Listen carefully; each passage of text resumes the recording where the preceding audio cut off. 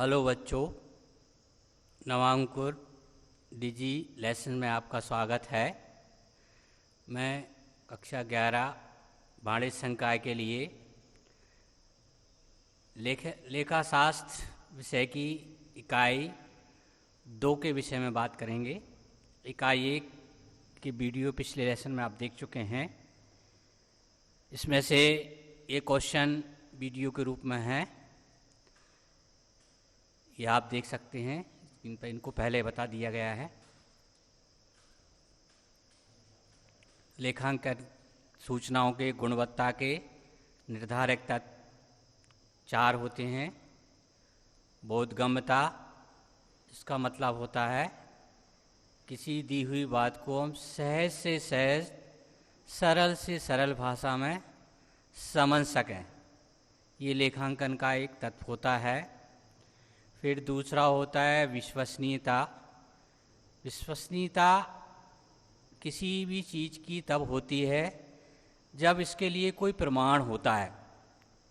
तो लेखांकन तत्व की ये विशेषता होती है कि लेखांकन में लेखापाल जो भी लिखता है उसकी विश्वसनीयता वाउचर से होती है, प्रमाणक से होती है। ये इसका गुण होता है। फिर तीसरा होता है संबद्धता या अनुरूपता। संबद्धता अनुरूपता का मतलब है कि लेखांकन के उद्देश्यों के अनुरूप ही लेखांकन सूचनाएं होना चाहिए। यदि उसके अनुरूप नहीं है तो फिर उनकी कोई उपयोगिता नहीं होती है। चौथा है तुलनात्मकता। लेखांकन सूचना ऐसी होना चाहिए कि आसानी से उनका तुलनात्मक अध्ययन किया जा सके और कुछ निष्कर्ष निकाला जा सके। फिर लेखांकन के मूलभूत शब्द को परिभाषित करना है।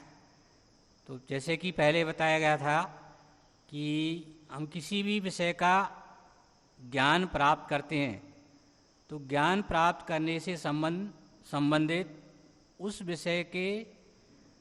विषय में बहुत सारे नए शब्द आते हैं। उन सब नए शब्दों का हमें अर्थ या ज्ञान होना चाहिए, तभी हम उस विषय को आसानी से समझ सकते हैं। तो यहाँ देखो, पूंजी, आहरण, संपत्तियाँ, दायित्व, व्यय, आय, खर्च, आगम, लेनदार, माल, लागत, स्कंद या स्टॉक, क्रय, विक्रय, हानि, प्रमाणक, बट्टा, व्यवहार आदि, इनके विषय में पिछले वीडियो में बता दिया गया है। अब इकाई 2 आती है। बच्चों, इकाई 2 लेखा शास्त्र में लेखांकन की दृष्टि से अत्यंत महत्वपूर्ण होती है। तो इसको आप ध्यान से सुनें और ध्यान से सुनें। इकाई 1 में बच्चों आपके सामने एक प्रश्न आया था कि लेखांकन विज्ञान है या कला।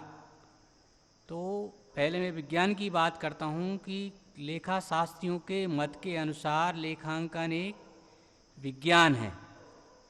अब विज्ञान का मतलब ये होता है कि कोई भी विषय का विशेष ज्ञान प्राप्त करना विज्ञान की श्रेणी में आता है। अर्थात इसके कुछ सिद्धांत होते हैं, कुछ नियम होते हैं। उन नियम सिद्धांतों पर चल करके हम एक निश्चित निष्कर्ष पर पहुंच जाते हैं और विज्ञान के जो सिद्धांत होते हैं वो अटल होते हैं। लेखांकन को भी विज्ञान की संज्ञा दी गई है। जब विज्ञान की संज्ञा दी गई है तो बात ये हो गई कि इसके भी कुछ नियम होंगे, कुछ सिद्धांत होंगे। उन सिद्धांतों पर चल करके हम एक निश्चित निष्कर्ष पर पहुंचेंगे। बच्चों, विज्ञान की तरह लेखांकन वैसा विज्ञान नहीं होता है। इसके जो सिद्धांत होते हैं वो वास्तव में अटल नहीं होते हैं, जैसे कि विशुद्ध विज्ञान के होते हैं। तो यहाँ इसके जो सिद्धांत हैं उन सिद्धांतों को मान्यताओं के नाम से जाना जाता है। मान्यताएं बोलते हैं। जैसे अपनी सामाजिक जीवन में भी बहुत सारी मान्यताएं होती हैं, बहुत सारी प्रथाएं होती हैं, बहुत सारे रीति रिवाज होते हैं। ठीक वैसे ही लेखांकन का कार्य करते समय लेखा शास्त्री के लिए लेखापाल के लिए बहुत सारी समस्याएं आती हैं, तो उन समस्याओं का निराकरण करने के लिए, उन समस्याओं का समाधान करने के लिए या उसका काम करते समय मार्गदर्शन करने वाली वे कौन से नियम होते हैं, वो नियम ही मान्यताएं के नाम से जाने जाते हैं। तो अलग अलग लेखा शास्त्रियों ने अलग अलग मान्यताओं के विषय में बताया है। कुछ लोग बहुत सारी मान्यताएं बताते हैं, लेकिन मोटे तौर पर लेखांकन की 4 मान्यताएं होती हैं। इन मान्यताओं का पालन करते हुए लेखापाल लेखांकन का कार्य करते हैं, अर्थात भी उनके मार्गदर्शन का काम करती हैं। इनको हम मान्यता के नाम से जानते हैं। यहाँ लिखा है लेखांकन की मूलभूत मान्यताएं लेखांकन प्रक्रिया की नींव का काम करती हैं। कोई भी संस्था इन मूलभूत अर्थात आधारभूत, इनको मूलभूत और आधारभूत भी बोलते हैं, मान्यता का पालन किए बिना अपने वित्तीय विवरण नहीं बना सकती है। प्रमुख रूप से लेखांकन की 4 मूलभूत मान्यता है जो इस प्रकार है। देखिए, नंबर 1, लेखांकन अस्तित्व की मान्यता। बच्चों, लेखांकन में ये मान्यता रहती है कि व्यापारी और व्यापार का अस्तित्व अलग अलग माना जाता है। इस मान्यता को ध्यान में रख करके हम व्यापार और व्यापारी के व्यक्तिगत लेन देनों का लेखा अलग अलग करते हैं। अब इसको समझ लीजिए। जैसे पहले मैंने आपको बताया था कि पूंजी क्या होती है कि जब व्यापारी व्यापार शुरू करता है तो वो अपने घर से जो भी नकदी या वस्तु लाता है उसको पूंजी कहते हैं। तो यहाँ पूंजी व्यापारी अपने व्यापार को देता है, ये माना जाता है। इस मान्यता के तहत क्या माना जाता है कि व्यापारी एक अलग है, व्यापार अलग है। तो व्यापारी यहाँ एक तरह से अपने व्यापार को पूंजी उधार दे रहा है, इसलिए पूंजी को दायित्व माना जाता है। तो इसी मान्यता के तहत वो लेखा किया जाता है। तो यही कारण है कि पूंजी व्यापार का दायित्व होती है। अब यहाँ क्या लिखा है देखें। इस मान्यता के अनुसार व्यवसाय की इकाई व्यवसाय को उसके मालिक स्वामी से अलग माना जाता है। व्यापार के स्वामी द्वारा किए गए लेन देन उसी प्रकार माना जाता है जैसे बाहरी पक्ष से किए गए लेन देन हो। ये मानकर चलते हैं कि व्यापारी मालिक भले है अपने व्यापार का, लेकिन ये माना जाएगा कि वो बाहरी व्यक्ति की तरह अपने व्यापार को पैसा उधार दे रहा है, और जब व्यापार बंद होगा तो फिर क्या होगा, वो पैसा वापस ले जाएगा। यदि हम ऐसा नहीं करेंगे तो जब उसने दिया नहीं है तो लिया कैसे।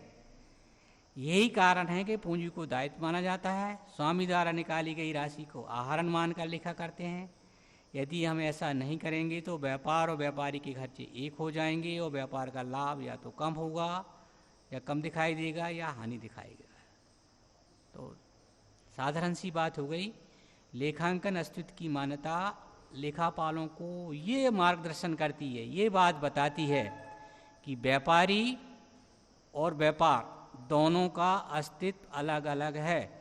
भले ही व्यापारी व्यापार का मालिक है, अर्थात व्यापार के खर्चों का लेखा हम अलग करेंगे और व्यापारी के व्यक्तिगत खर्चों का लेखा अलग करेंगे। तो व्यापारी के व्यक्तिगत खर्चों का लेखा करने के लिए हम आहरण खाते के नाम से खाता खोलते हैं, वहाँ लिखते हैं। यदि हम ऐसा नहीं करेंगे तो व्यापारी और व्यापार के सारे खर्चे इकट्ठे हो जाएंगे। वास्तव में हम व्यापार में लाभ कमा रहे होंगे, बट यदि इन व्यापारी के खर्चों को व्यापारिक खर्चे मान लेंगे तो हमारा व्यापार लाभ के स्थान पर हानि दिखा सकता है। मैं एक सिंपल सा उदाहरण देके आपको बता देना चाहता हूँ कि यदि आपने मान लीजिए 5 लाख का माल खरीदा और 7 लाख में बेच दिया, तो इस तरह से आपने 2 लाख रुपए का लाभ कमाया। अब मान लीजिए इसमें से 50,000 रुपये व्यापार से संबंधित खर्च हो गए, तो शुद्ध मुनाफा व्यापारी का 1.5 लाख बचा। ये हमने लेखांकन के सिद्धांतों का पालन करके काम किया।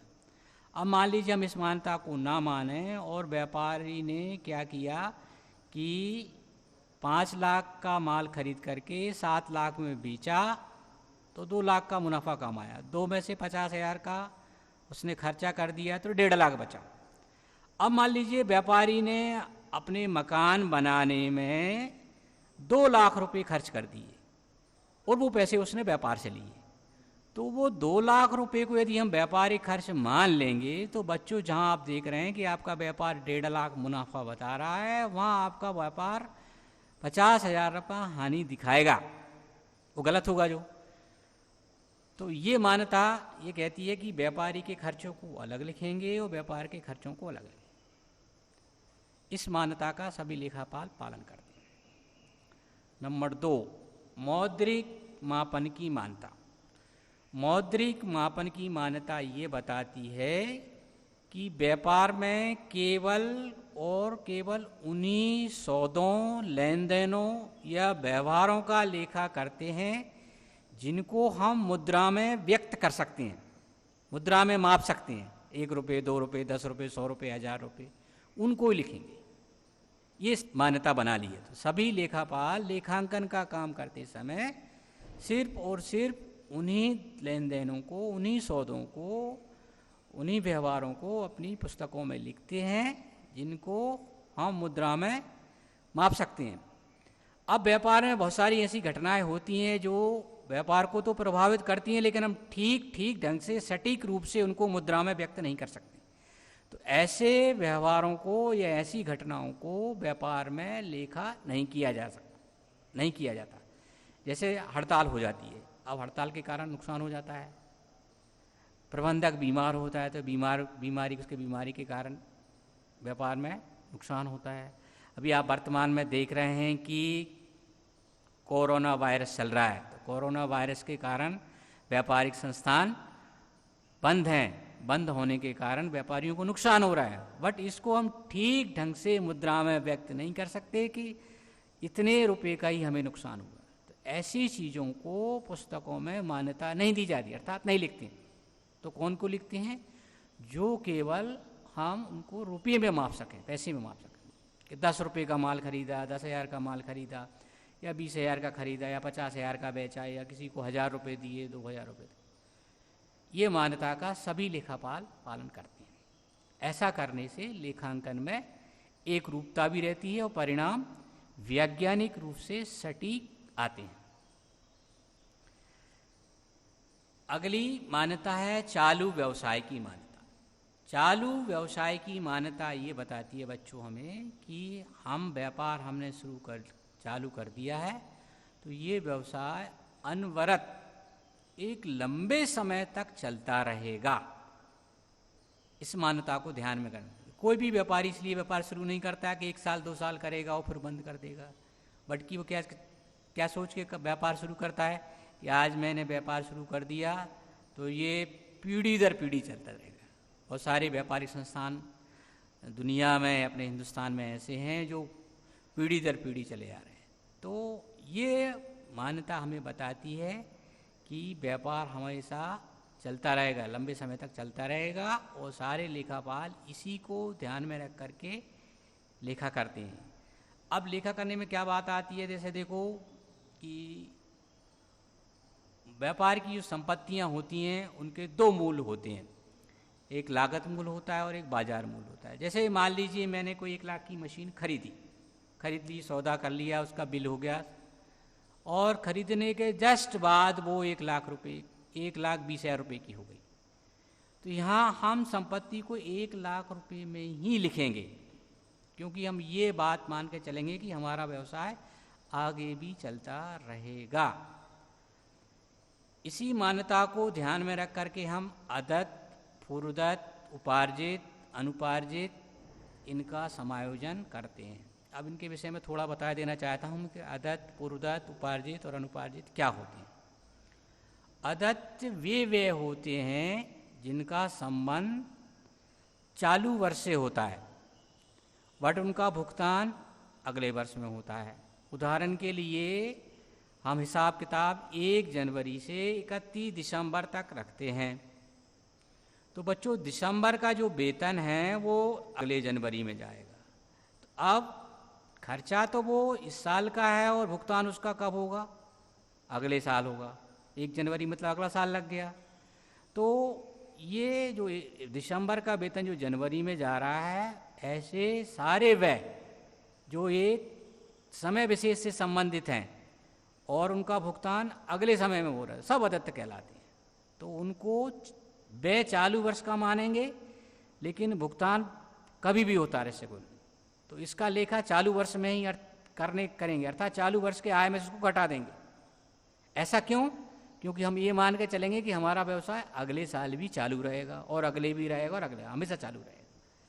तो ये 4 शब्द हैं, अदत्त, पूर्वदत्त, उपार्जित व अनुपार्जित। अदत्त पूर्वदत्त का संबंध व्यय से होता है, उपार्जित और अनुपार्जित का संबंध आय से होता है। इनके विषय में विस्तार से आगे बताएंगे, इनका सबका अर्थ आएगा। तो इन चारों समायोजनों को, इनको समायोजन बोलते हैं अकाउंटिंग की भाषा में। अंतिम खाते जब व्यापारी बनाता है तो उनको लिखता है, इसलिए लिखता है, इस मान्यता के तहत ही लिखता है क्योंकि वो जानता है कि हमारा व्यापार आगे भी चालू रहेगा। अगली मान्यता है लेखांकन अवधि की मान्यता। लेखांकन अवधि की मान्यता बच्चों ये बताती है कि हम अपने व्यापार का परिणाम एक निश्चित समय के बाद जान लें, क्योंकि कोई भी व्यक्ति ये इंतज़ार नहीं कर सकता है या इतने समय तक नहीं रुक सकता है कि एक लंबे समय बाद हम पता करें कि हमारे व्यापार में हमें लाभ हो रहा है कि हानि, हमारे व्यापार की आर्थिक स्थिति कैसी है। अब थोड़ा सा एक उदाहरण लेते हैं। मान लीजिए हमने आज व्यापार शुरू किया और माना कि हमारा ये व्यापार 20 साल तक चलेगा। तो हम 20 साल तक ये इंतजार नहीं करेंगे कि 20 साल बाद ही पता करें कि हमें लाभ हुआ कि हानि, और हमारी पूंजी घटी के बढ़ी, हमारी आर्थिक स्थिति के। 20 साल के लिए नहीं रुकेंगे। तो हम क्या करते हैं, जैसे मान लीजिए हम 20 साल तक मान लेते हैं, 20 साल तक हम, तो 20 साल को हम 20 भागों में बांट देंगे, अर्थात एक लेखांकन अवधि 1 वर्ष की मान लेंगे। तो हम हर साल या एक वित्त वर्ष में के समाप्त होने के बाद ये देख लेते हैं कि हमें 1 साल में हमने लाभ कमाया या हानि हुई, या हमारी आर्थिक स्थिति पिछले साल कितनी थी और अब आर्थिक स्थिति कितनी। तो इसके लिए देखो, प्रकृति को ध्यान में लेकर के उन्होंने 1 वर्ष की अवधि तय कर ली कि पृथ्वी अपना जो एक चक्र है वो 1 वर्ष में पूरा करती है। इसी को आधार मान करके सभी व्यापारियों ने ये मान्यता बना ली कि हर व्यापारी लेखांकन का कार्य 1 वर्ष के लिए करेगा, 1 वर्ष बाद परिणाम जान लेगा, फिर अगले साल से फिर कर देगा। ऐसा चलेगा, क्योंकि कोई भी व्यक्ति एक लंबी अवधि के लिए परिणाम जानने के लिए उत्सुक नहीं रह सकता है। तो व्यापार से संबंधित बहुत सारे लोग, व्यापारी तो स्वयं होता ही होता है, और लोग भी जो व्यापार में पैसा लगाते हैं, व्यापार में हित रखते हैं, वो लोग भी इतने समय तक इंतज़ार नहीं कर सकते हैं। वो भी हर वर्ष ये जानना चाहते हैं कि उन्होंने जो पैसा लगाया है वो पैसा कितना सुरक्षित है, उसका क्या परिणाम आ रहा है, वो हमें पैसा वापस मिल जाएगा कि नहीं रहेगा। तो इसलिए सभी लेखा शास्त्रियों ने ये अभिमत रखा कि लेखांकन की अवधि 1 वर्ष रखी जाए, जिसको हम एक वित्तीय वर्ष के नाम से जानते हैं। तो बच्चों, ये लेखांकन की 4 मान्यताएं हो गई। तो प्रत्येक लेखापाल, प्रत्येक अकाउंटेंट लेखांकन का कार्य करते समय इन 4 मान्यताओं को ध्यान में रखता है। एक तरह से ये सिद्धांत ही हैं लेखांकन के, इनको सिद्धांत भी अपन कह सकते हैं। इन सिद्धांतों का पालन करते हैं। अब बट विज्ञान के सिद्धांत जैसे सिद्धांत नहीं होते हैं। विज्ञान के सिद्धांत अटल होते हैं, सभी देश काल परिस्थितियों में समान रूप से लागू होते हैं। बट लेखांकन की जो मान्यताएं होती हैं वो सभी देश काल में समान रूप से लागू नहीं होती हैं। अब जैसे मान लीजिए अपने यहाँ वित्तीय वर्ष 1 अप्रैल से 31 मार्च तक होता है, तो दूसरे देश में वो अलग हो सकता है। लेकिन विज्ञान के सिद्धांत सभी जगह समान रूप से लागू, सभी देश में सभी परिस्थितियों में समान रूप से लागू होते हैं। इसलिए इनको सिद्धांत न कह करके हम मान्यताएं कहें तो ज़्यादा है। वास्तव में सिद्धांत या नियम या रीति। तो ये 4 बातें होंगी। अब अलग अलग विद्वानों ने अलग अलग और भी मान्यताएं बताई हैं, बट मोटे तौर पर ये 4 ही होती हैं, और नियम भी बहुत सारे होते हैं, उनका सब लोग पालन करते हैं। अगला क्वेश्चन है लेखांकन के मूलभूत सिद्धांतों को अपन परंपराएं भी कह सकते हैं। नियम कह सकते हैं, नियम। तो मान्यताएं, सिद्धांत, इनमें भेद करना थोड़ा सा कठिन काम होता है, एक दूसरे से जुड़ी हुई होती हैं। तो बच्चों, जैसे पहले भी बताया था कि जब आप लेखांकन का काम करेंगे तो लेखांकन का कार्य करते समय आपको बहुत सारी असुविधाएं आएंगी, बहुत सारी समस्याएं आएंगी। तो उन समस्याओं का समाधान कहाँ से होगा, कौन करेगा? तो जब हम लेखांकन का काम करते हैं तो लेखांकन का काम करते समय आने वाली समस्याओं को, जो बातें उनको दूर करती हैं या जो आपके मार्गदर्शन का काम करती हैं, वो उसके सिद्धांत के रूप में जाने जाती हैं, उनको सिद्धांत कहते हैं। तो लेखांकन के बहुत सारे सिद्धांत हैं, मोटे तौर पर आप देखते हैं कौन कौन से सिद्धांत हैं। लिखित कानून के रूप में लिखा है, देखो, लेखांकन के मूलभूत सिद्धांत व्यवहारों की दिशा निर्देशन करने में सहायक होते हैं, आपको दिशा बताते हैं, आपको निर्देश देते हैं कि आप कैसा काम करना है। ये सिद्धांत व्यवहारों की वह दशा प्रकट करते हैं जिनमें परिवर्तन करना संभव नहीं है।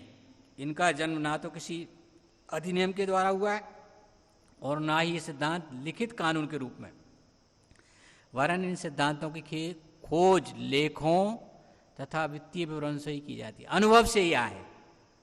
जैसे हमारे सामाजिक जीवन में भी हम बहुत सारे प्रथाओं का पालन करते हैं, बहुत से सारे रीति रिवाजों का पालन करते हैं। तो ये प्रथाएं, ये रीति रिवाज, ये मान्यताएं कहाँ से आई?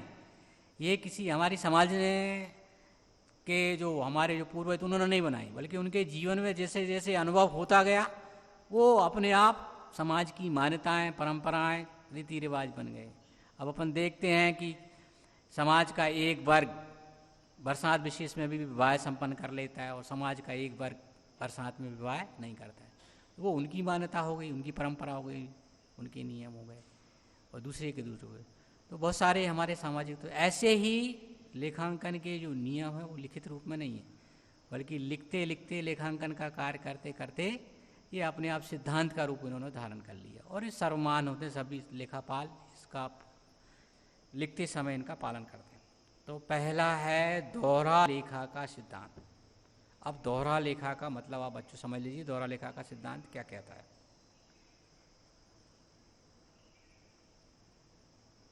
दोहरा लेखा का मतलब होता है बच्चों, कोई भी सौदा होगा, सौदे से मतलब हम कोई चीज़ चाहे खरीदें, चाहे कोई चीज़ बेचें, चाहे किसी को पैसा दें, चाहे किसी से पैसा लें, इसको सौदा बोला जाता है। तो जब भी हम किसी से कोई चीज़ खरीदेंगे, किसी को बेचेंगे, किसी को पैसा देंगे, किसी से पैसा लेंगे, तो इस सौदे का हमेशा जो प्रभाव है वो दो खातों पर पड़ता है। इसमें आपको दो खाते दिखाई देंगे, या तो वो दो व्यक्ति होंगे, या दो वस्तुएं होंगी, या एक व्यक्ति या एक वस्तु होगा। तो खातों से तात्पर्य, जैसे मैंने ए नाम के व्यक्ति से माल खरीदा तो ये खाता हो गया।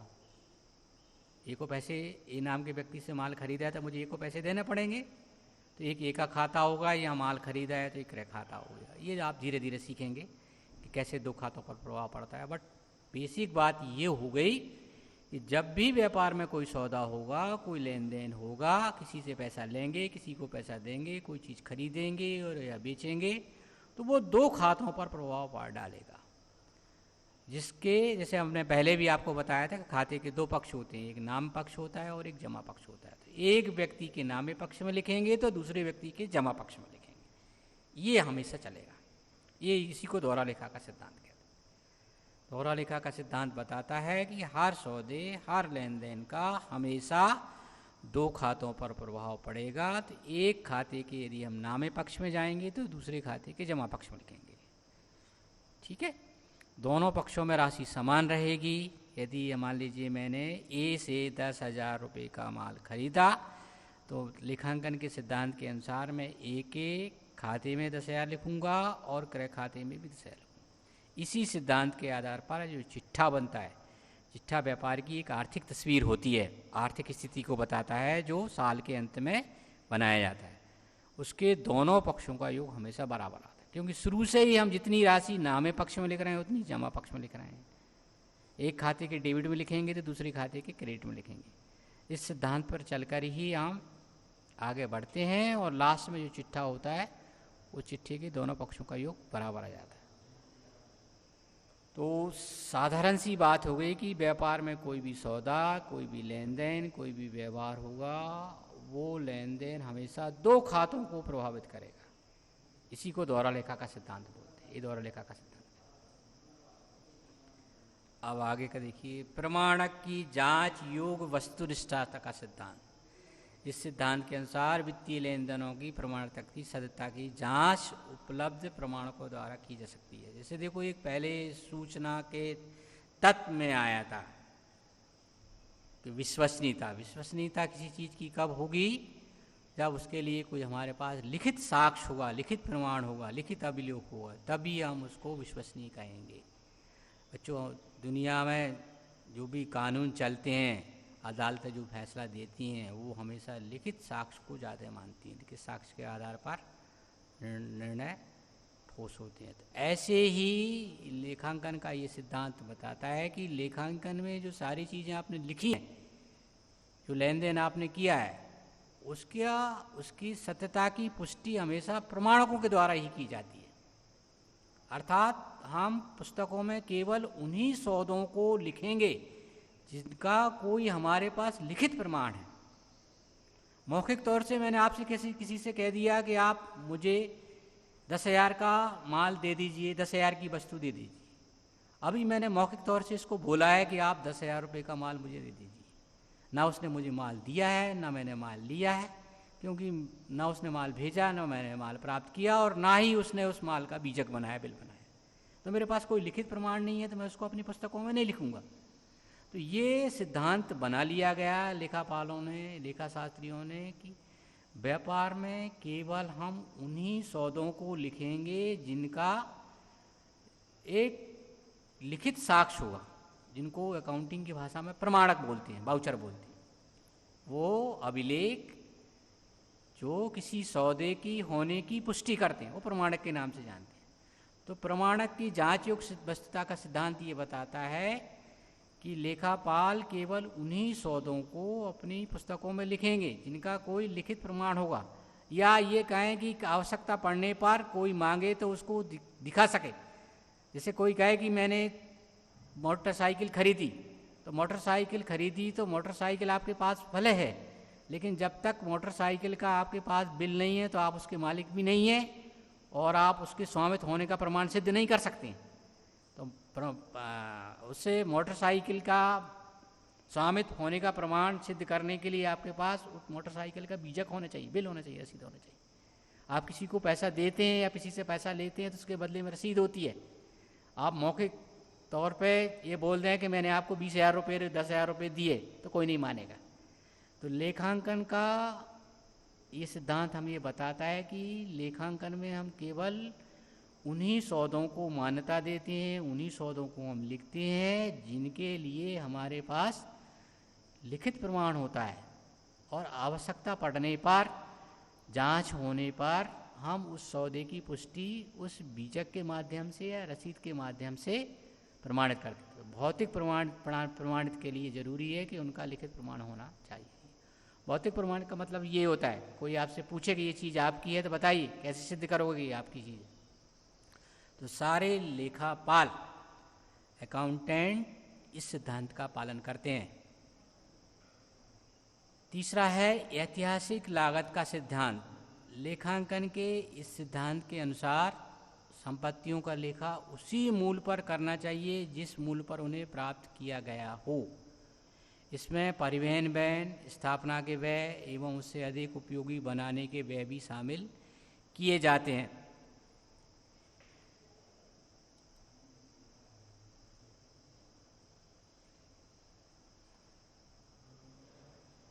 अर्थात संपत्तियों को पुस्तकों में उनके क्रय मूल्य पर उन्हें प्राप्त करने या लगाने के व्ययों को शामिल करना चाहिए।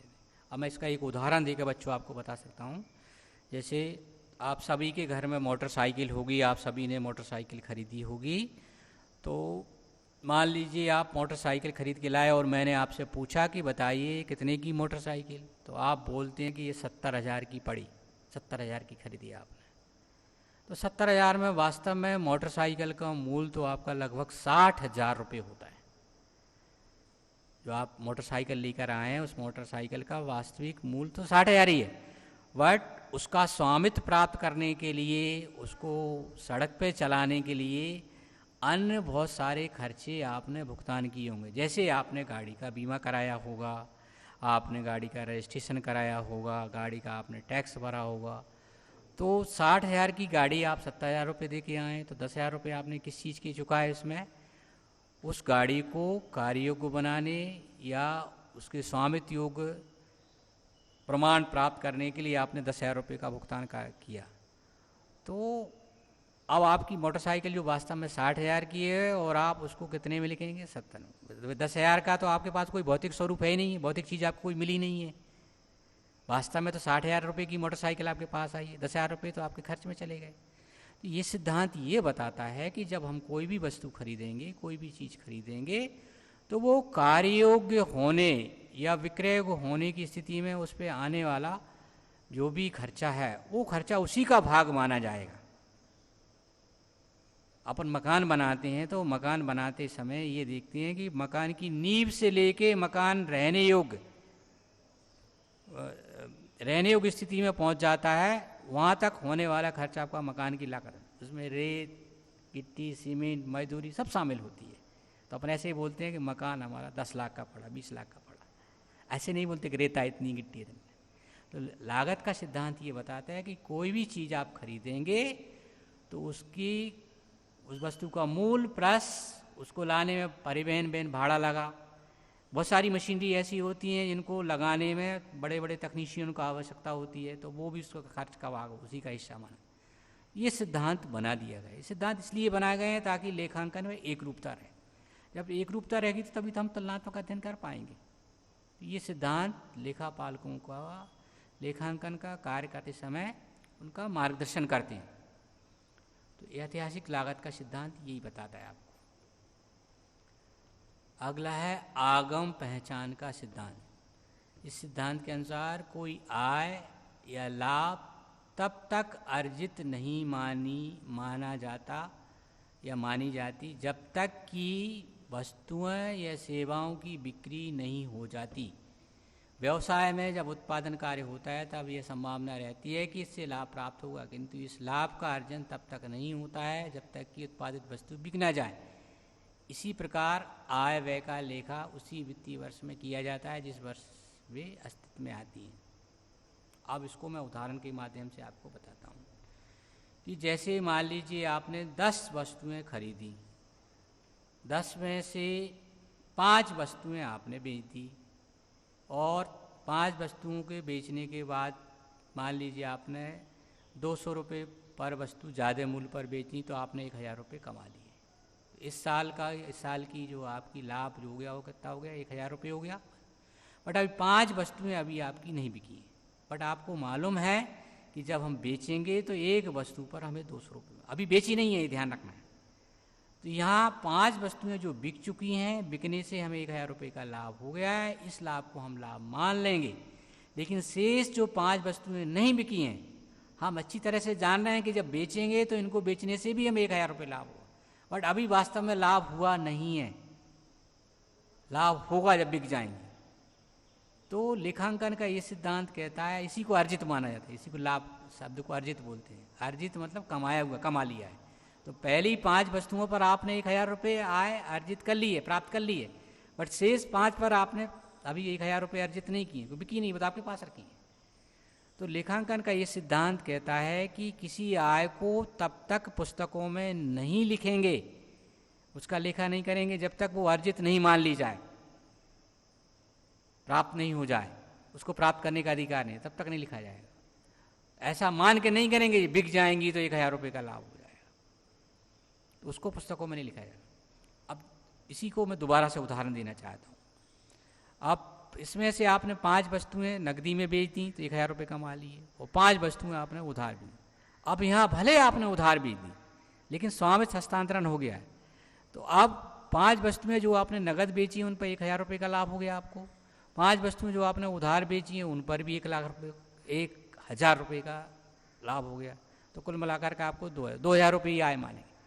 अब एक पहली 5 वस्तुओं का आपको नकदी में प्राप्त हो गया है, लेकिन शेष 5 वस्तुओं का आपको अभी पैसा नहीं मिला है।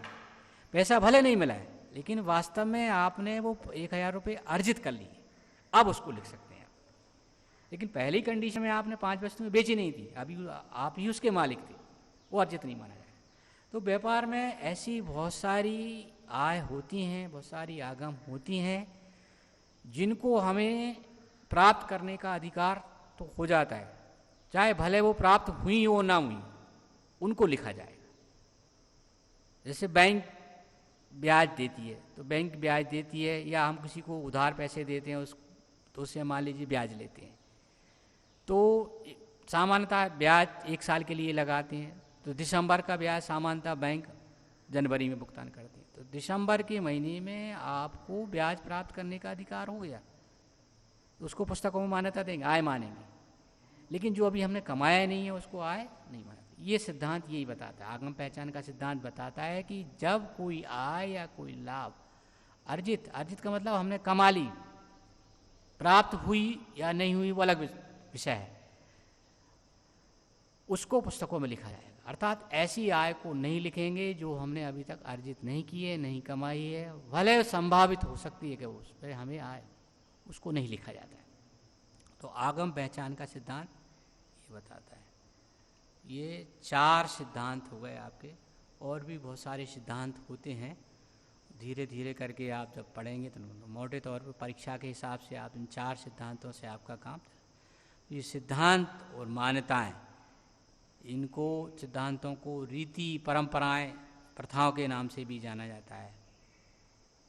तो जब लेखापाल लेखांकन का काम करते हैं तो लिखते समय उनको जो समस्याएं आती हैं तो उनका मार्गदर्शन कौन करता है? ये मान्यताएं और सिद्धांत करती हैं। सारे लेखापाल इन सिद्धांतों का और मान्यताओं का पालन करते हैं और लिखते हैं, तभी लेखांकन में एकरूपता होती है, तभी हम तुलनात्मक अध्ययन कर पाते हैं, तभी हम सटीक परिणाम। अगला क्वेश्चन है, लेखांकन प्रमाप का अर्थ लिखकर उनकी प्रकृति को समझाना है।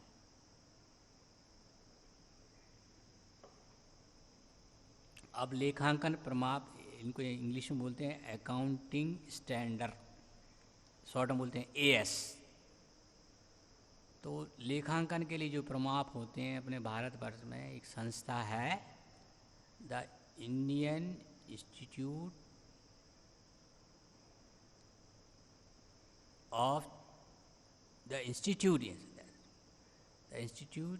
Of chartered accountant of India, ICAI नाम की एक संस्था है। ये संस्था लेखांकन के स्टैंडर्ड बनाती है, मापदंड बनाती है। तो वो ये बताती है कि कोई भी व्यक्ति किस चीज़ को कैसे लिखेगा, कौन से खाते में डेबिट करेगा, कौन से खाते में क्रेडिट करेगा, इस सौदे का किस खाते पर पड़ेगा, तो वो मापदंड वो तय करती है। तो सारे लेखापाल इन मापदंडों का पालन करते, इनको शॉर्ट में AS बोलते हैं, अकाउंटिंग स्टैंडर्ड। तो लेखांकन प्रमाप एक लिखित विवरण है, ये किसने बनाया है? ICAI बनाती है, और सारे लेखापाल उन प्रमापों का पालन करते हैं।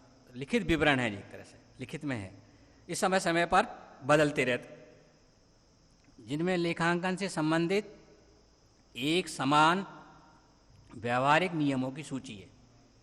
क्योंकि जब तक एक रूपता नहीं होगी तो फिर परिणाम निकालना, तुलना करना असंभव काम हो जाएगा। तो सारे लेखापाल इन प्रमापों का पालन करते हैं। इससे लेखांकन में समानता आती है। समान व्यवहार नियमों की सूची है जिनका उपयोग सूचना एवं तुलनात्मक हेतु लेखाकार द्वारा वित्तीय सौदों का लेखा करते समय किया जाता है। लेखा प्रमाप या मानक इस बात का निर्धारण करते हैं कि लेखांकन कार्य किन्हीं निश्चित विधियों को ही अपनाकर किया गया है। तो लेखांकन प्रमाप की प्रकृति का अध्ययन निम्न बिंदुओं के आधार पर किया जा सकता है। लेखांकन प्रमाप एक तरह के लिखित विवरण है जो किसने बनाए हैं? आपके ICAI ने, एक भारत की संसद द्वारा निर्मित ये संस्थान है जो अपने भारतवर्ष में लेखांकन के मापदंडों को तय करती है। मापदंड ही तो लिखित विवरण में तो सारे लेखापाल इन प्रमापों का पालन करते हुए लिखते हैं, क्योंकि अब सभी लोग यदि समान रूप से नहीं लिखेंगे तो तुलना भी नहीं हो पाएगी और सही सूचनाएं भी नहीं होंगी। कोई की सूचना किसी विभिन्न तरह की होगी, कोई के आंकड़े अलग तरह के होंगे, कोई के अलग तरह के होंगे, तो सभी लोग इसका पालन करते हैं। अब ये कौन कौन से हैं? निर्माण देखो क्या प्रकृति। तो लेखांकन प्रमापों का निर्माण सरकारी, सार्वजनिक क्षेत्र, उद्योग तथा अन्य व्यापारिक संगठनों के प्रतिनिधि, लेखाकार तथा विद्वानों द्वारा किया जाता है। ये सब लोग उसमें शामिल होते हैं। तो सबका व्यापार का स्वरूप अलग अलग होता है, अलग अलग तरीका होता है व्यापार करने का, तो इसलिए इन सभी लोगों को शामिल करके ये तैयार किए जाते हैं। विकासशील लेखांकन के प्रमाप का व्यवसाय की पद्धतियों, प्रथाओं, रीतियों और वित्तीय विवरणों का प्रयोग करने वालों के विचारों का गहरा प्रभाव पड़ता है इसमें, जिससे लेखांकन प्रमाप तीव्र गति से विकसित एवं प्रचलित हो रहे हैं। व्यवसाय की पद्धतियाँ अलग अलग हैं, प्रथाएं अलग अलग हैं, रीति रिवाज अलग हैं, उनके विवरण अलग अलग हैं। तो इन सब के विचारों का इन पर गहरा प्रभाव पड़ता है। इसी के कारण बच्चों अपन देखते हैं कि अभी अपन इस अवस्था में हैं, तो अपन आदिकाल में इस अवस्था में थोड़े थे। तो ये कैसा हुआ? जैसे जैसे सब समाज बदलता गया, सभ्यता बदलती गई और हम विकसित स्थिति के, ऐसे ही इसमें भी होता है कि ये लेखांकन प्रमाप जो होते हैं वो व्यापार की प्रवृत्ति और समय के साथ साथ साथ इनमें विकास होता चला जाता है और ये प्रचलित होते चले जाते हैं। तो ये कोई प्राकृतिक नहीं है, व्यापारिक संस्थानों के प्रतिनिधियों द्वारा तैयार, उनके विचारों को शामिल करके तैयार किए जाते हैं। प्रमापों के प्रयोग में अंतर। लेखांकन प्रमाप एवं लेखांकन की नीतियों में भिन्नता के कारण वित्तीय विवरणों के निर्माण में भिन्नता पाई जाती है। ये होते हैं लेखांकन प्रमाप, लेखांकन की नीतियों, उनकी भिन्नताओं के कारण इनमें भिन्नता पाई जाती है। तो ये तीन इसके लेखांकन प्रमाप की इनकी प्रकृति हो गई, ये अर्थ हो गया। अब अगला प्रश्न है लेखांकन की प्रणालियाँ। देखिए, तो लेखांकन की प्रणालियों को लेकर के दो विचारधाराएं, कोई 2 मानता है, कोई 4 मानता है।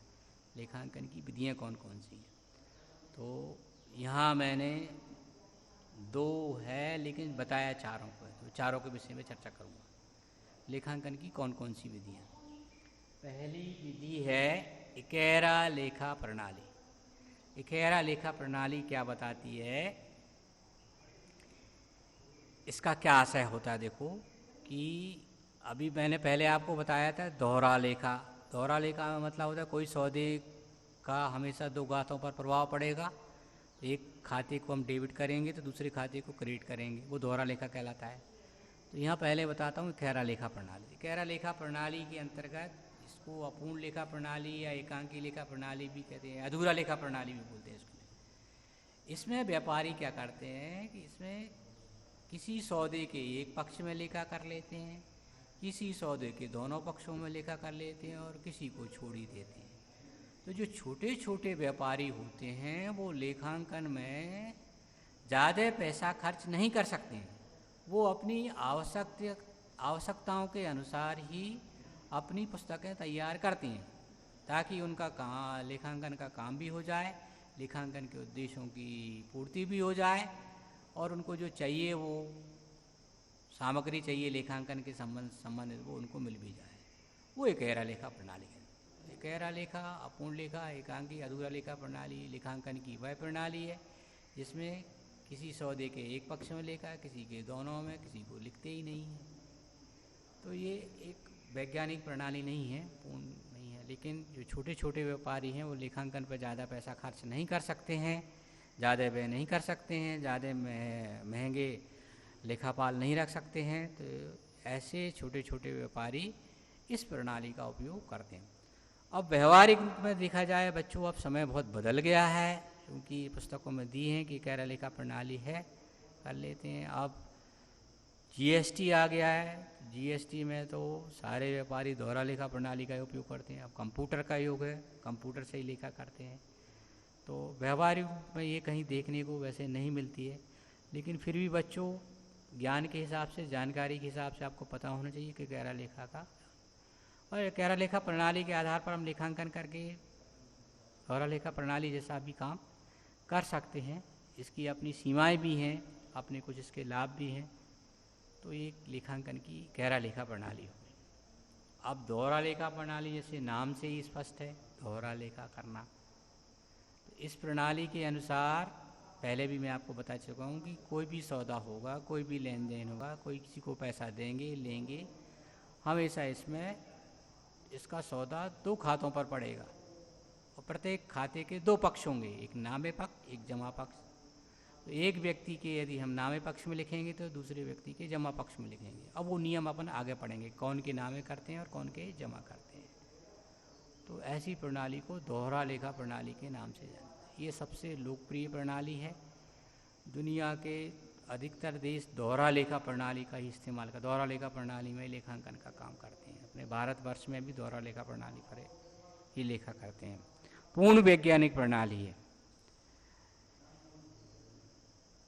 अब दो प्रणालियां होंगी मोटे तौर पर, एक कैरा लेखा प्रणाली, दूसरी दोहरा लेखा। तो कोई इसको 4 भी बोलता है, कोई 2 भी बोलता है। अब 2 के हिसाब से कैरा लेखा प्रणाली, दोहरा लेखा प्रणाली होगी यहाँ पर। अब ये आगे जो 2 प्रणालियां दी हैं वो भी दोहरा लेखा पर भी आधारित हैं। तो अब चाहे उनको दोहरा लेखा का भाग मान लीजिए या अलग अलग पढ़ेंगे तो रोकड़ प्रणाली और महाजनी अथवा भारतीय बहीखाता प्रणाली। तो कई पुस्तकों में 2 नाम दिए हैं, कई पुस्तकों में 4 नाम दिए हैं। तो ऊपर जो एक कैरा लेखा प्रणाली है वो तो कैरा लेखा प्रणाली एक ही चीज़ हो गई, दूसरी हो गई दोहरा लेखा प्रणाली। अब आगे जो 2 प्रणालियाँ दी हैं वो रोकड़ प्रणाली और महाजनी प्रणाली, वो दोहरा लेखा पर ही आधारित है। इसमें दोहरा लेखा के नियमों का पालन किया जाता है, तो दोहरा लेखा का ही भाग होगा इसके लिए। तो इन प्रणालियों का उपयोग अलग अलग व्यावसायिक संस्थान करते हैं। तो रोकड़ प्रणाली इसको बच्चों कौन लोग अपनाते हैं, देखो वो बता देता हूँ। जैसे अध्याय 1 आपने पढ़ा था, अलाभकारी संस्थाओं, गैर व्यापारिक संस्थाओं का लेखांकन। तो वे संस्थाएं जो उनका उद्देश्य व्यापार करना नहीं होता, व्यवसाय करना नहीं होता, बल्कि अपनी गतिविधियों से समाज सेवाएं करती हैं। विद्यालय, महाविद्यालय, चिकित्सालय, क्लब, पुस्तकालय, ये इनके यहाँ सारे लेन देन सिर्फ और सिर्फ नकदी होते हैं। इनके यहाँ नकदी पैसा आता है और नकदी पैसा जाता है। कहीं से भी इनको प्राप्ति होती है तो नकदी में होती है, और कहीं भी कोई भी जो खर्च करते हैं तो तुरंत इसका भुगतान करते हैं। कभी होता है लेन देन नाम मात्र के लिए उधार होता है। तो ये जो हैं रोकड़ प्रणाली को अपनाते हैं। अलाभकारी संस्थाएं, गैर व्यापारिक संस्थाएं और पेशेवर व्यक्ति भी रोकड़ प्रणाली का ही उपयोग करते हैं। तो ये दोहरा लेखा का ही भाग है। अब इसको चाहे दोहरा लेखा से अलग मान लीजिए, उसका भाग मान लीजिए प्रणाली के रूप में। तो रोकड़ प्रणाली कहाँ अपनाई जाती है? जहाँ लेन देन सिर्फ और सिर्फ नकदी होते हैं, नकदी पैसा आता है। नकदी होने से मतलब ये हो गया कि पुस्तकों में किसी भी लेन देन को पुस्तकों में तभी मान्यता देते हैं जब वो नकद में किसी से हम ले लेते हैं या दे देते हैं। जैसे बच्चों आप स्कूल में पढ़ते हैं, आप फीस जमा करते हैं, 4 किस्तों में फीस जमा करते हैं। तो विद्यालय आपकी फीस प्राप्त होने पर ही उसको पुस्तकों में लिखती है। ये नहीं मान लेती है कि 4 किस्तों में पैसा लेंगे या आप साल भर में हम आपसे 10,000 रुपये लेते हैं, जिसमें से आपने 2.5 दे दिए और अभी 7.5 नहीं दिए। तो आपने 2.5 दे दिए तो 2.5 ही लिखाएगा, वो 7.5 तभी पुस्तकों में लिखा जाएगा जब आप दे देंगे। तो रोकड़ प्रणाली यही बताती है कि जब भी कोई भी पैसा मिल जाएगा, किसी को पैसा देंगे, तभी उसको पुस्तकों में, वो रोकड़ प्रणाली कहलाती है। तो सामान्यतः जो अलाभकारी संस्थाएं, गैर व्यापारिक संस्थाएं, उनके यहाँ सब लेन देन नगद ही होते हैं। इनसे जो जुड़े हुए व्यक्ति होते हैं वो नगद ही पैसा उनसे प्राप्त होता है और इनको देना हो तो नगद ही देते हैं, उधारी का काम नहीं होता। तो वो संस्थाएं इसको रोकड़ प्रणाली को अपनाती हैं।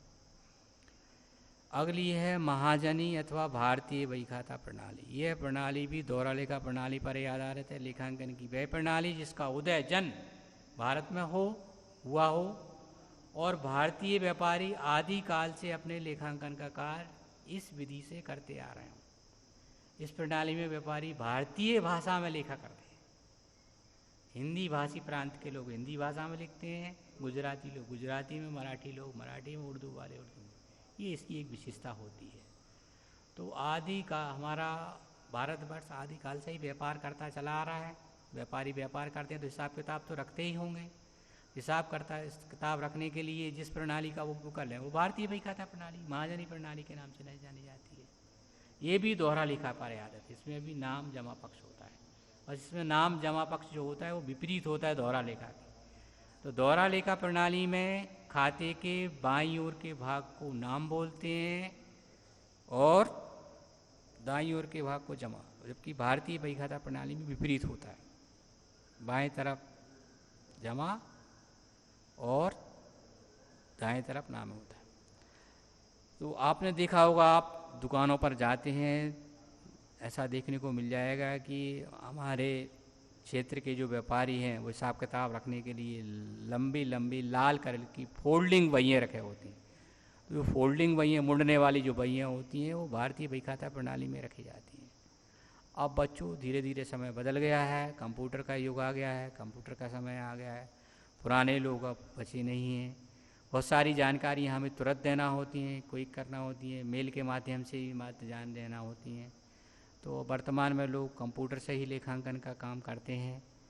तो अब बहुत कम लोग इस पद्धति से हिसाब किताब रखते होंगे, क्योंकि इस पद्धति से हिसाब किताब रखेंगे तो समय पर जानकारी उपलब्ध नहीं कर पाएंगे। बट महाजनी प्रणाली, भारतीय बही खाता प्रणाली दोहरा लेखा प्रणाली पर आधारित है, पूर्ण वैज्ञानिक प्रणाली है। आदिकाल से हमारे भारतवर्ष के व्यापारी इस प्रणाली का उपयोग करते चले आ रहे हैं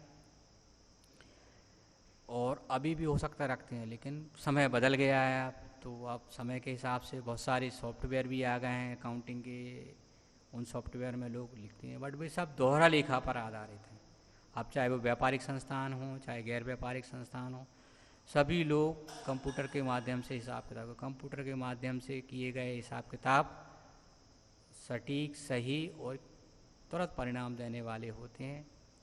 अब समय के हिसाब से हमें तुरंत जानकारियाँ उपलब्ध करानी होती हैं, तो कंप्यूटर से ही लोग काम करते हैं। तो ये लेखांकन की 4 प्रणालियाँ हो गई: इकेरा लेखा प्रणाली, दोहरा लेखा प्रणाली, रोकड़ प्रणाली, महाजनी या भारतीय।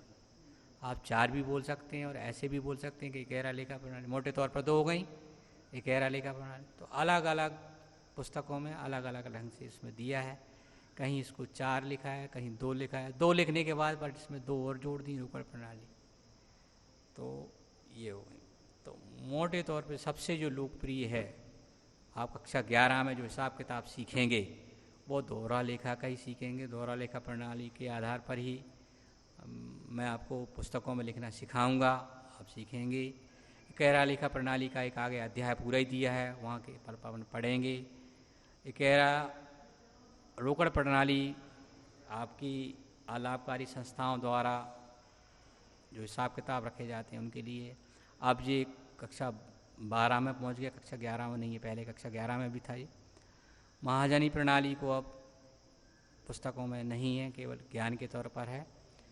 तो ये इकाई 2 बहुत महत्वपूर्ण इकाई है। इस इकाई को आप बड़े ध्यान से पढ़ें, इसके नियम समझें, क्योंकि ये आप जो लेखांकन का काम करेंगे, बही खाते का काम करेंगे, तो ये आपका मार्गदर्शन का काम करेंगे। क्योंकि जब कोई भी चीज़ लिखने की बताई जाएगी, आप उसको लिखेंगे तो इन सिद्धांतों को, इन मान्यताओं के आधार पर लिखेंगे। क्योंकि लेखांकन को बही खाते विज्ञान कहते हैं। विज्ञान का मतलब हो गया इसके कुछ नियम होंगे, कुछ रीतियाँ होंगी, रूल्स होंगे। तो बच्चों आज के लिए इतना ही। शेष जानकारी के अगले अध्याय के लिए अगले वीडियो में मिलेंगे। शुभ प्रभात, धन्यवाद।